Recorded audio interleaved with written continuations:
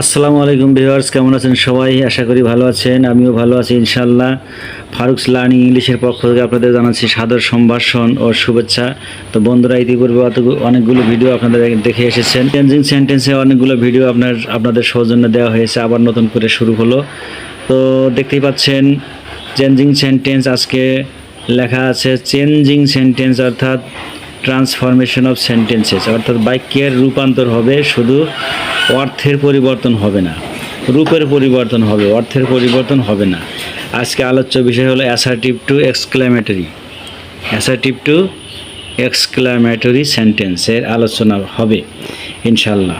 তো তার আগে ভিডিওটি ভালো লেগে থাকলে সাবস্ক্রাইব করুন, পাশে থাকা বেল আইকন চেপে লাইক, শেয়ার, কমেন্ট করে ফারুকস লার্নিং ইংলিশের পক্ষেই থাকুন।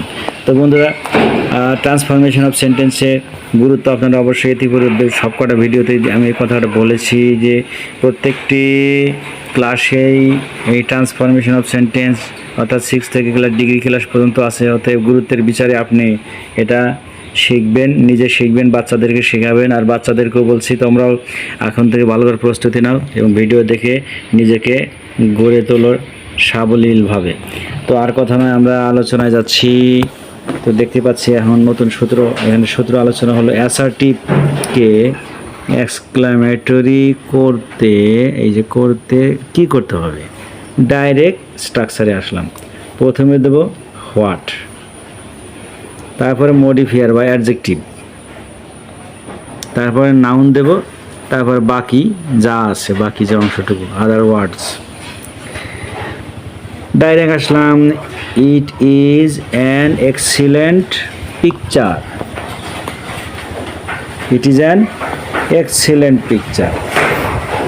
ডাইরেক্ট আমরা কি আসলাম, আনলাম হোয়াট, হোয়াট, তারপরে মডিফায়ারটা নিয়ে আসলাম অ্যান এক্সিলেন্ট, তারপরে দিলাম কি নাউন, এই যে নাউন, পিকচার নিয়ে আসলাম, তারপরে যা আছে ওই যে সাবজেক্টটাকে সামনে এনে শেষে ভার্ব দিয়ে আমরা কী করলাম,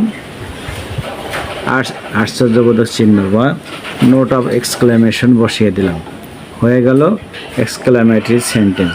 তাহলে কী দাঁড়ালো, হলো ইট ইজ অ্যান এক্সিলেন্ট পিকচার, তারপরে আমরা করলাম what an excellent picture it is, exclamatory হয়ে গেল।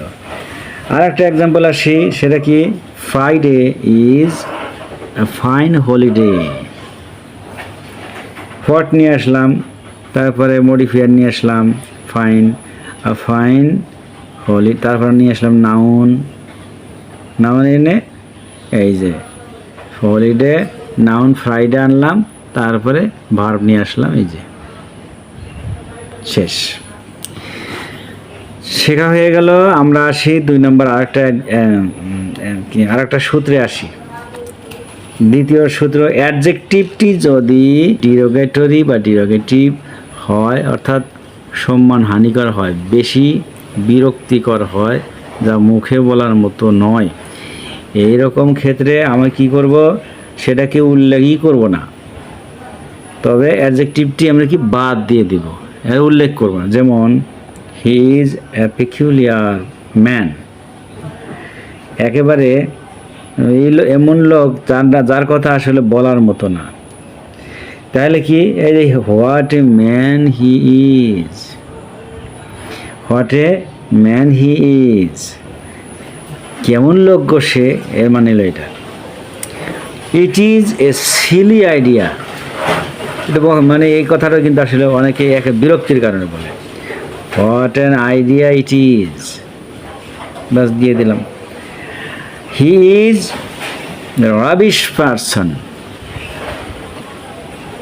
What a person he is, মানে প্রশ্ন আসে, এটা কী কয়, কেমন লোক এটা।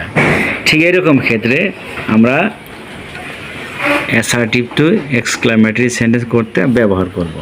তো বন্ধুরা, আজকে ছোট্ট একটা ভিডিও, মাত্র 2টি সূত্র দিয়ে আপনাদের কাছে বিদায় নিচ্ছি ইনশাল্লাহ। সামনে কোনো নতুন ভিডিওতে দেখা হচ্ছে অচিরেই। সে পর্যন্ত ভালো থাকুন, সুস্থ থাকুন, দোয়া করছি, আমার জন্য দোয়া করবেন। আসসালামু আলাইকুম।